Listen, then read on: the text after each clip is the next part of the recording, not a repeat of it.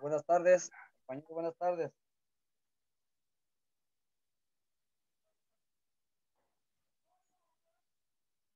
Buenas tardes con todos.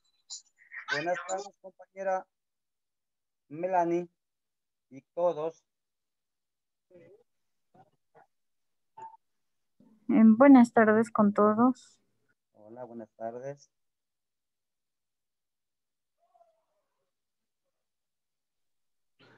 Doctor, buenas tardes, compañeros. Buenas tardes, compañero. Buenas tardes, doctor. Buenas tardes, compañero. Buenas tardes, estimados. Buenas tardes, abogada. Buenas tardes, compañero.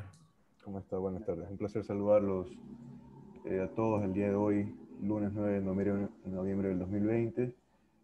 Exactamente a las 5:20 de la tarde vamos a dar inicio a la clase referente a la continuación del desarrollo de los artículos de democracia directa y organizaciones políticas que se ha enviado como deber la semana pasada. Para esto voy a solicitar una retroalimentación de 3 estudiantes para proseguir con la materia referente al día de hoy. Vamos a escuchar por favor a Melanie López. Buenas tardes, Melanie.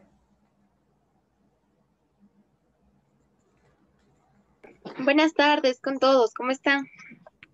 Buenas tardes, Melanie. Cuénteme sobre el deber, por favor. Listo, en el deber estábamos revisando la Constitución de la República del Ecuador. Teníamos que analizar los artículos del 103 al 111, revisando todo lo correspondiente a la ley orgánica electoral, todo lo que tenga que ver con el Código de la Democracia también, que tiene muchísimas concordancias en todos los códigos, en todos los artículos que estábamos revisando. También revisamos, no sé si es que algún artículo en especial, pero el que más me llamó la atención fue el 104, en donde se dan todas las disposiciones del presidente de la República para hacer la convocatoria a las elecciones con carácter democrático como autoridad máxima, que son los que incentivan a la ciudadanía a acudir al voto. Excelente. Le hago una pregunta, Melanie. Algo básico. ¿Cuál es la diferencia entre la consulta popular y el referéndum? Si no lo sabe Melanie, por favor, alce la mano a quien sepa la respuesta.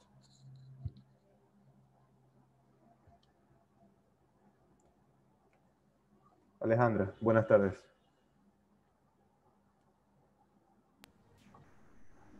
Buenas tardes, doctor y compañeros.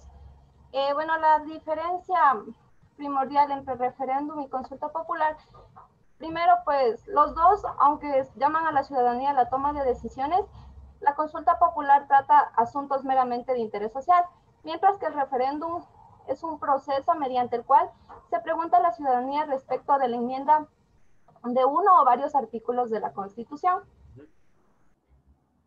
Excelente, gracias Alejandra. ¿Alguien me puede dar un ejemplo, por favor, de consultas populares? De una pregunta que se pueda dar en una consulta popular.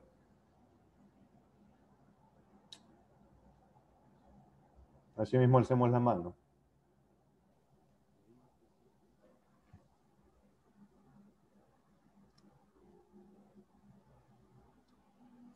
Bueno, por ejemplo, Sí, Fernando.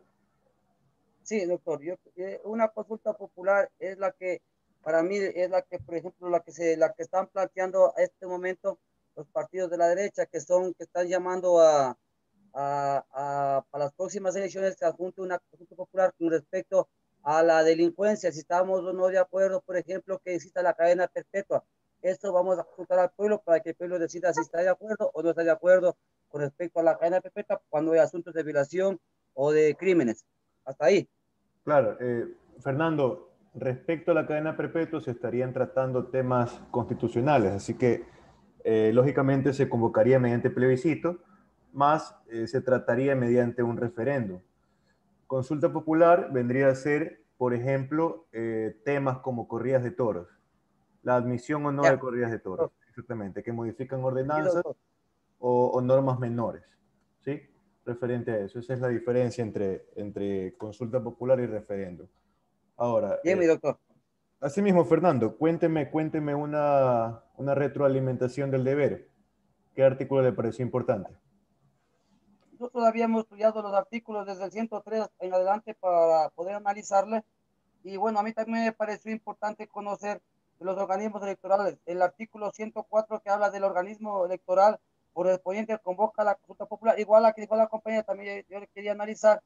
Pero también me parece importante el artículo 107, son los gastos que demanda la realización de los procesos electorales. Por ejemplo, ahora están diciendo de que estos dineros que se entregan a cada partido político para las juntas electorales son demasiados, porque prácticamente se está entregando, no es en una cantidad igualitaria para todos los partidos políticos, sino depende del margen que tengan en el cuestión electoral en votos. Por ejemplo, decíamos que Social Cristianos tienen una cantidad mayor a los que pueda tener la Unidad Popular, por ejemplo, porque el uno tiene más votación, la otra tiene menos votación. Esos recursos no son entregados a los partidos políticos, no son entregados a los medios de comunicación para que con esos haga su campaña electoral. ¿Me parece, doctor? Exactamente. Exactamente, Fernando, muchas gracias. Bueno, ya Gracias. con esta retroalimentación vamos a dar inicio entonces a la explicación del día de hoy referente al artículo 112 de nuestra Constitución de la República del Ecuador en cuanto a lo que es la representación política. En base a esto, procederemos a leer el artículo 112 que manifiesta los partidos y movimientos políticos o sus alianzas podrán presentar a militantes, simpatizantes o personas no afiliadas como candidatas a elección popular. Los movimientos políticos requerirán el respaldo de personas inscritas en el registro electoral de la correspondiente jurisdicción en un número no inferior al 1.5%, ¿no? Referente a esto será necesario distinguir lo que es la definición de partidos políticos y movimientos políticos.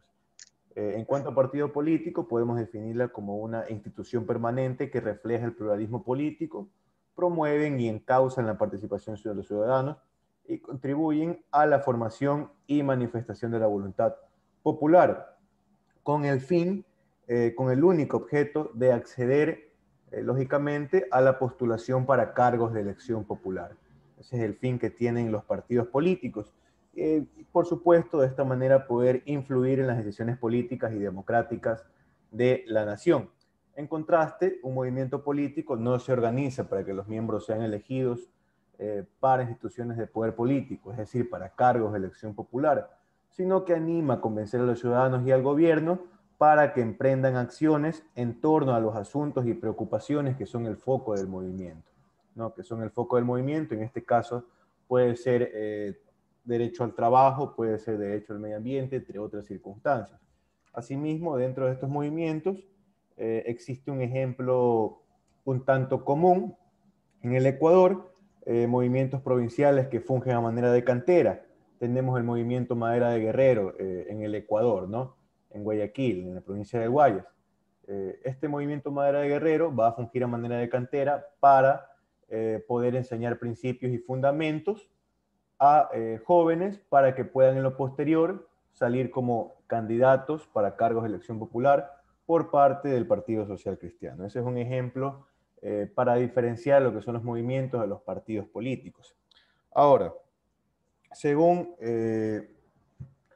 la página del CNE, cne.gov.es, hasta abril del año 2020 existían 8 partidos políticos en el Ecuador, 176 movimientos cantonales, 16 movimientos nacionales, 72 movimientos provinciales, 20 movimientos parroquiales, dando un total de 283 instituciones políticas aprobadas por el Consejo Nacional Electoral, según la página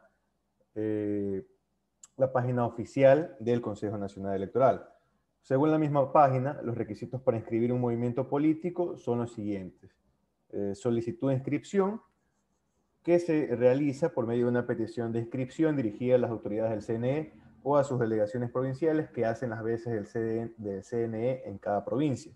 El acta de fundación, que debe incluir la voluntad de los fundadores de constituir la organización política. La declaración de principios, que debe contener los lineamientos filosóficos, políticos e ideológicos que siguen los miembros de la organización. Lógicamente, recordando que pueden ser de derecha, izquierda, socialdemócrata, entre otras, ¿no? Programa de gobierno debe establecer acciones básicas que se propone realizar de acuerdo al ámbito de la organización, ¿no?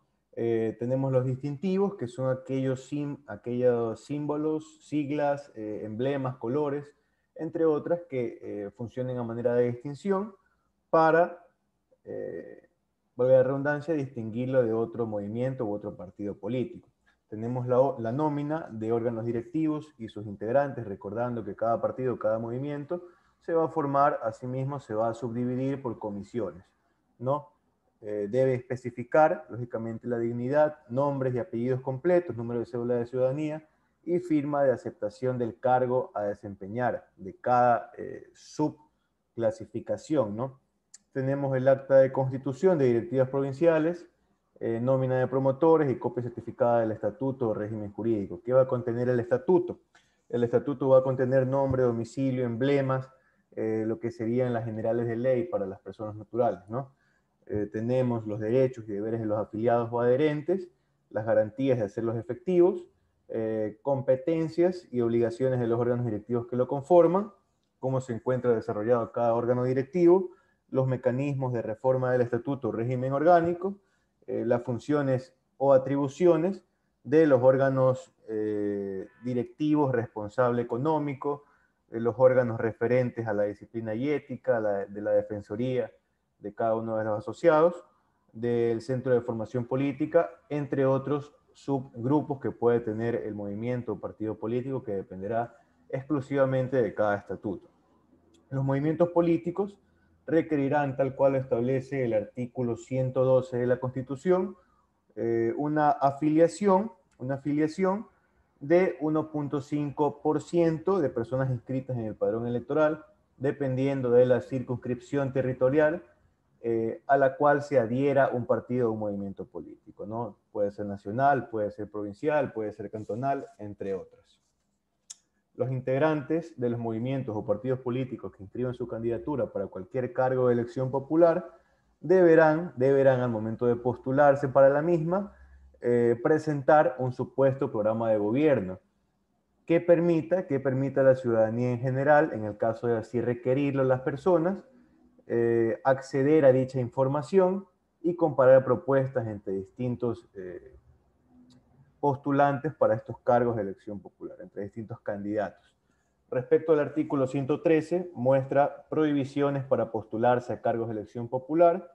En base a estas prohibiciones, lógicamente, las distintas organizaciones políticas podrán, por medio de su representante legal, nacional o provincial, presentar objeciones en el plazo de 48 horas posteriores a la inscripción de un candidato. Asimismo, y precautelando el derecho a la defensa, el organismo electoral en el plazo de un día correrá traslado al candidato que ha sido objetado, ¿no? Asimismo, en un día posterior tendrá el candidato objetado para responder a dicha objeción, ya sea por medio de la contestación o la rebeldía, que es la no contestación, ¿no? Se resolverá, por tanto, en el plazo de 2 días. Las objeciones respecto de candidaturas nacionales se presentarán directamente en el CNE y las objeciones a las candidaturas regionales se presentarán ante la Junta Provincial que tenga como sede la capital de la correspondiente región. Lógicamente, organismos que representan en las provincias o en las regiones lo que es al CNE. Todo lo manifestado tiene como base legal el artículo 101 del Código de la Democracia vigente.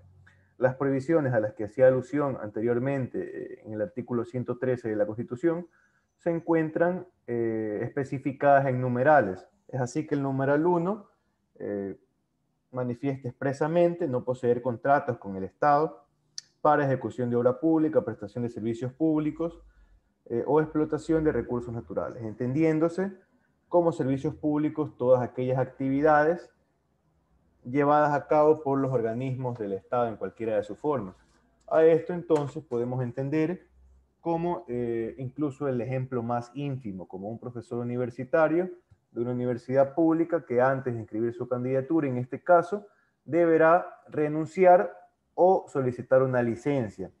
Una licencia que son permisos otorgados por el empleador para que el trabajador se ausente por determinado tiempo de sus funciones.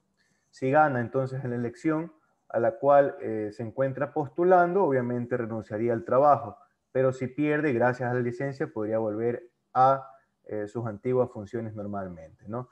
En el numeral 2 se establece la prohibición de postularse para cargos de elección popular a las personas que posean sentencias ejecutoriadas por delitos contra la eficiencia de la administración pública, como pueden ser, por ejemplo, el peculado establecido en el artículo 278 de la Constitución, el enriquecimiento ilícito establecido en el artículo 279, el cohecho, perdón, del Código Orgánico Integral Penal, el cohecho en el artículo 280, la concusión establecida en el artículo 281 del Código Orgánico Integral Penal.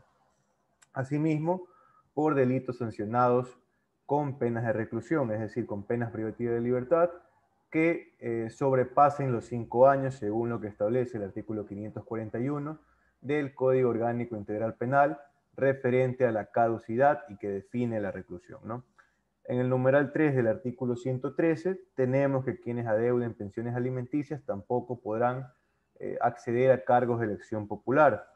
Para comprobar que no se adeuden pensiones alimenticias, el interesado deberá solicitar mediante escrito dirigido al juez de niñez y adolescencia que lleve su proceso, providencia en la cual el departamento de pagaduría constante la no existencia de deudas, ¿no? De deudas vigentes, acorde también al sistema SUPA, que es público por medio del Internet, ¿no?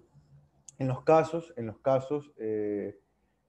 en que por cuestiones de plazo para la inscripción no se logre adquirir dicha providencia por parte de pagaduría, se podrá aceptar un documento desmaterializado en el cual se presente lo que es el sistema SUPA y donde se establezca que no adeuda pensiones alimenticias. Esto se podrá aceptar únicamente en casos extremos, ¿no? No se podrá negar entonces los derechos de participación por el simple hecho de que el interesado se encuentre demandado, ¿no? Sino que, por supuesto, y acogiéndonos al tenor literal de la Constitución, deberá encontrarse adeudando pensiones alimenticias, ¿no? De acuerdo al numeral 4 del artículo 113 que vamos a proceder a leer, podemos manifestar que las juezas y jueces de la función judicial del Tribunal Contencioso Electoral y los miembros de la Corte Constitucional y el Consejo Nacional Electoral no podrán o tendrán prohibición para acceder a cargos de elección popular, salvo que hayan renunciado a sus funciones 6 meses antes de la fecha señalada para la elección. En este caso, lógicamente, se va a precautelar la independencia y la imparcialidad, tomando en cuenta que el Consejo Nacional Electoral y el Tribunal Contencioso Electoral tienen ciertas funciones relacionadas a las elecciones, por lo tanto, podrían sacar cualquier tipo de provecho aquellas personas que trabajan en estos organismos utilizando el aparato estatal, ¿no? Respecto al numeral 5, que trata acerca de los miembros del servicio exterior, entendemos, según el artículo 3 de la Ley Orgánica de Servicio Exterior, que el Servicio Exterior de la República se encuentra conformado por el Ministerio de Relaciones Exteriores, por misiones diplomáticas y por oficinas consulares. Se establece entonces la prohibición para asegurar, asimismo tal cual en el numeral anterior, para asegurar la independencia y la imparcialidad, ya que dentro de los cargos se podrían negociar y utilizar el aparato estatal a su favor para poder conseguir votos. Y si esto pasara, existiría, por supuesto, una pronunciada desigualdad con los demás candidatos para la designación de representantes ecuatorianos en el exterior, respecto al numeral 5. Ahora, respecto al numeral 6, que trata acerca de los servidores y servidoras públicas, el libre nombramiento y remoción en los de periodo fijo, entendemos que el libre nombramiento y remoción, según el artículo 81 de la Ley Orgánica de Servicios Públicos, tendrá únicamente carácter excepcional y se traduce en que la persona que ha de ocupar un empleo público puede ser nombrada y también desvinculada por quien tenga la facultad sin ningún tipo de garantía, ¿no? En cualquier momento se le podrá privar de ese trabajo, de ese nombramiento provisional a la persona contratada, que comúnmente se le denomina contratada, ¿no? Ahora, no se establece un tiempo, no se pacta un tiempo antes de renunciar a este nombramiento provisional, ya que si se entiende que existe la inestabilidad dentro de su trabajo, no existiría gran influencia respecto a sus compañeros y no podría amañar de ninguna manera los votos, ¿no? Entonces queda un poco en segundo plano este numeral 6 de nombramiento provisional. Tenemos el numeral 7, quienes existirá la prohibición para quienes hayan ejercido autoridad ejecutiva en los gobiernos de facto, es decir, quienes hayan tomado el mando del país a la fuerza, formando de esta manera una dictadura, ¿no? En base a este razonamiento, el triunvirato militar, Alfredo Poveda, que representó la Fuerza Naval, Guillermo Urán Centales, que representó la Fuerza Terrestre, y Luis Leoro Franco, que representó la Fuerza Aérea, derrocando al general Guillermo Rodríguez Lara, ninguno de estos señores podrían ser candidatos, en el caso de que así lo necesiten o lo quieran, a ningún cargo de elección popular, ¿no? Se establecerá esta prohibición. Respecto al numeral 8, no existe gran explicación, únicamente la prohibición para los miembros de las Fuerzas Armadas y de la Policía Nacional de Servicio Activo de poder postularse para cargos de elección popular, ¿no? Procederemos entonces al artículo 114 de la Constitución de la República del Ecuador. Este artículo actualmente se muestra en su forma original, tal cual se promulgaba en la primera edición de la Constitución de la República del Ecuador en el año 2008, ¿no? Digo forma original, ya que el 3 de diciembre del 2015 la mayoría del bloque Alianza País en la Asamblea Nacional aprobó el proyecto remitido por el expresidente Rafael Correa, en el cual se permitió la reelección indefinida. Sin embargo, el 4 de febrero del 2018, en Ecuador se realizó un plebiscito compuesto por 7 preguntas, de las cuales las 5 primeras preguntas se establecían a manera de referéndum para modificar la norma constitucional y las 2 finales se establecían a manera de consulta popular, con las cuales se modificarían únicamente leyes menores, ¿no? La pregunta 2 de este referéndum fue acerca de la reelección indefinida y el pueblo ecuatoriano dio paso a los derechos de todas las personas en sociedad a intentar postularse en cargos de elección popular por encima de los derechos de participación individuales de personas que deseen perpetrarse indefinidamente en un cargo público o en un cargo de elección popular. Entonces, triunfó lo que es la reelección, la alternabilidad en el poder, dejando a un costado lo que es la reelección indefinida, ¿no? Proseguimos con el artículo 115 de la Constitución, que manifiesta que el CNE destinará igual cantidad de presupuesto a cada uno de los partidos políticos participantes en la fiesta democrática, basándose en parámetros acerca de si es candidatura nacional o provincial, acerca de la cantidad de adeptos que tiene cada partido, cada movimiento político, es decir, la grandeza de cada movimiento político, se va a repartir lo que es el presupuesto general del Estado. Asimismo, podrán habilitarse, según el CNE, podrán habilitarse espacios institucionales en donde se puedan publicitar su programa de trabajo, el programa de trabajo de cada uno de los movimientos y partidos políticos, y con los cuales se puedan refutar también espacios de debate en los cuales se pueda refutar ideas de otros candidatos. Los sujetos políticos no podrán contratar vallas publicitarias y los medios de comunicación deberán rechazar de oficio cualquier tipo de publicidad política durante la elección. Lógicamente, la publicidad política se podrá instalar o se podrá aceptar posteriormente a la posesión de una autoridad de elección popular. En eso no hay ningún tipo de problema, como por ejemplo cuando un alcalde hace una obra y pone una valla publicitaria manifestando que fue durante su administración. No hay ningún tipo de problema. Al decir medios de comunicación, no se incluyen, por supuesto, las redes sociales y las publicidades pagadas en estas, ya que las redes sociales no sirven meramente como medios de comunicación, sino como una expresión del derecho al ocio, ¿no? En el caso de que organizaciones políticas incumplan estas disposiciones, se procederán a activar mecanismos de control de propaganda y reducción de presupuesto destinado al movimiento infractor. Según el artículo 116, se trata sobre los parámetros de las elecciones pluripersonales. Para esto, habrá que diferenciar términos, ¿no? En primer lugar, tenemos a las elecciones unipersonales, que eligen cargos ocupados por una sola persona, como pueden ser presidentes, alcaldes, prefectos. Diferenciarlo de las elecciones pluripersonales, en donde se eligen a integrantes de órganos colegiados, como pueden ser asambleístas, como pueden ser concejales, urbanos, rurales, entre otros. Para esto se tomarán en cuenta principios de equidad, igualdad de voto, alternabilidad entre hombres y mujeres y principios de no discriminación. Es decir, en una papeleta no pueden haber personas de un mismo sexo, no pueden haber solo personas de un mismo sexo, sino que tienen que variarse, ¿no? En virtud del principio de alternabilidad y el principio de equidad e igualdad de voto, ¿no? Es así que hemos terminado con los principios de participación. Dentro de la planificación académica tocaría ahora el tema de derechos, de principios de aplicación de los derechos según la Constitución de la República del Ecuador. Tenemos entonces el artículo 10,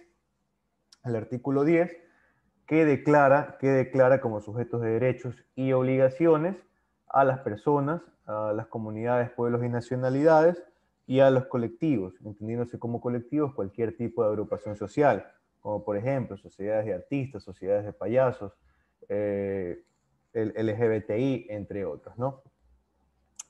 Y como sujeto únicamente de derechos, solo de derechos, más no de deberes, a la naturaleza, ¿no? Directamente cuando revisamos los derechos de libertad del artículo 66, revisamos también las disposiciones del artículo 11. Sin embargo, vamos a realizar una pequeña miscelánea y repaso de estas disposiciones en esta clase, ¿no? Tenemos en el artículo 11, numeral 2, en primer lugar el principio de no discriminación, que manifiesta lo siguiente: nadie podrá ser discriminado por razones de etnia, lugar de nacimiento, edad, sexo, identidad de género, identidad cultural, estado civil, idioma, religión, ideología, afiliación política, pasado judicial, condición socioeconómica, condición migratoria, orientación sexual, estado de salud, portar VIH, discapacidad, diferencia física, ni por cualquier otra distinción personal o colectiva, temporal o permanente, que tenga por objeto o resultado menoscabar o anular el reconocimiento, goce o ejercicio de derechos, ¿no? En base a este principio también se hace alusión a la igualdad formal. El principio de no discriminación se encuentra dentro de la igualdad formal, que significa la garantía de identidad de trato a los destinatarios de la norma jurídica. Sin embargo, la igualdad formal se considera como utópica, ¿no? Únicamente de una manera doctrinaria, por lo cual, según el último apartado del artículo 11, numeral 2, se dará paso a la igualdad real, o también llamada igualdad material, ¿no? Que consiste en el análisis de la real posición social del individuo a quien va a ser aplicada la ley, con el objetivo de evitar injusticias. La igualdad material o real se llevará a cabo mediante medidas de acción afirmativa, es decir, medidas legales, administrativas o prácticas, encaminadas a reducir, valga la redundancia, prácticas discriminatorias y la desigualdad hacia sectores que históricamente han sido excluidos, como los afroecuatorianos, como pueden ser los indígenas, los homosexuales, entre otros, ¿no? Por medio de tratamientos preferenciales y en ciertos casos extremos por mecanismos de selección expresa. Los derechos, asimismo, según el artículo 11, numeral 3, serán de directa e inmediata aplicación, recordando que según el artículo 425 de la Constitución de la República del Ecuador, la Constitución se establece en la cúspide de la pirámide de Kelsen. Por tal motivo, no se restringirá su aplicación por ninguna norma inferior, no se le pedirá favores a ninguna norma inferior, ¿no? Asimismo, los servidores públicos, administrativos o judiciales deberán aplicar el principio de favorabilidad cuando se traten derechos y garantías constitucionales. Derechos y garantías constitucionales. Acerca del principio de favorabilidad, el artículo 77, numeral 5 de nuestra Constitución, establece expresamente lo siguiente: en caso de conflicto entre dos leyes de la misma materia, que contemplen sanciones diferentes para un mismo hecho, se aplicará la menos rigurosa, aun cuando su promulgación sea posterior a la infracción. De igual manera, se encuentra como concordancia al principio de favorabilidad el artículo 5, numeral 2 del Código Orgánico Integral Penal. Entonces, entendemos que será inconstitucional cualquier acción u omisión que disminuya, menoscabe o anule injustificadamente el ejercicio de derechos por parte de servidores públicos, tomando en cuenta el artículo 169 de la Constitución de la República, acerca de que no se sacrificará la justicia por la sola omisión de formalidades. Entendiendo entonces que si no se reforma la demanda inicial, en cualquier proceso, no existirá necesidad de declarar nulidad de procesos, manifestándose que únicamente, sí, favorabilidad, efectivamente, manifestándose que únicamente se está añadiendo formalidades al proceso, ¿no? Lógicamente, cuando no se reforme la demanda en ninguna forma, ¿no? Tomamos en cuenta también el artículo 11, numeral 9 de nuestra Constitución, que textualmente expresa que el más alto deber del Estado consiste en respetar y hacer respetar los derechos garantizados en la Constitución. Esto incluye a los funcionarios públicos, que son los garantes del respeto a dichos derechos, ¿no? Se entenderán entonces como abusos comunes que se pueden dar en sociedad la detención arbitraria por parte de servidores públicos policiales, es decir, cuando no existe probabilidad o evidencia de la comisión flagrante de un delito y sin orden judicial por boleta. En este caso, los servidores públicos policiales estarían cometiendo una detención arbitraria. Otra forma de abuso viene a ser la violación del derecho a la tutela judicial efectiva en cualquiera de sus etapas, como puede ser, por ejemplo, no permitir el acceso a la justicia por parte de los funcionarios públicos, ¿no? Las personas que receptan las demandas, o por parte de los jueces, no brindar un defensor público en el caso de que el procesado no tenga medios económicos para contratar uno privado, entre otras vulneraciones que se pueden dar a la tutela judicial efectiva. Tengo fallas con el internet, me dice Manuel. Ok, listo, no se preocupe, Manuel. De todas maneras ya se encuentra registrada su asistencia el día de hoy. Proseguimos. También tenemos el error judicial, que es el falso concepto que tiene el juez respecto de la verdad de los hechos que son materia de un proceso, ¿no? Existirá error judicial en tres circunstancias, cuando se configura en tres circunstancias. Cuando hay, en primer lugar, errónea apreciación de los hechos, cuando hay un mal encuadramiento de las circunstancias fácticas en el ordenamiento jurídico, o la utilización errónea de normas legales, ¿no? Si la errónea apreciación de los hechos se ha valido en virtud de documentos o testigos falsos o por fraudes procesales, como por ejemplo que se compruebe la existencia de persona que se creía muerta, la parte afectada podrá en cualquier tiempo proponer ante la Corte Nacional de Justicia el recurso de revisión. Lógicamente, en estos casos en que puede existir un tipo de fraude procesal que lleven al juez a cometer un error judicial. Lógicamente, el juez podrá tomar cualquier tipo de medida administrativa, judicial, en contra de la persona que hizo que recaiga en este error judicial, ¿no? Ahora, cuando se compruebe entonces de esta manera legal, es decir, recurso de revisión o de cualquier otra forma, la inadecuada administración de justicia por parte de los funcionarios o servidores públicos, el Estado reparará a personas afectadas y ejercerá de forma inmediata el derecho de repetición en contra de las personas responsables del daño producido, sin perjuicio de las responsabilidades civiles, penales y administrativas, y entendiéndose doctrinariamente el derecho de repetición, según los autores colombianos Luis Bravo Restrepo y Joaquín Córdoba, de la siguiente manera. Textualmente, ellos manifiestan: si bien el Estado está en la obligación de reparar a la víctima por el daño inferido, no lo estará de soportar definitivamente sobre su patrimonio las consecuencias de ese pago, en cuanto éste proceda de un hecho que tiene un autor personalmente responsable. Ante las circunstancias descritas, es natural que el desencadenante de tales daños deba hacerse personalmente responsable de los mismos y, en consecuencia, es perfectamente coherente con un sano sentido de la justicia y la reparación de los daños ocasionados. Es decir, el Estado reparará a aquella persona que ha sido afectada, sin embargo, repetirá en aquella indemnización a la persona que provocó directamente este daño o esta vulneración de derechos. Eso ha sido la clase por el día de hoy. No quisiera terminar sin antes recordarles que ya se encuentra subida la tarea a la plataforma Edmodo. La tarea es la siguiente.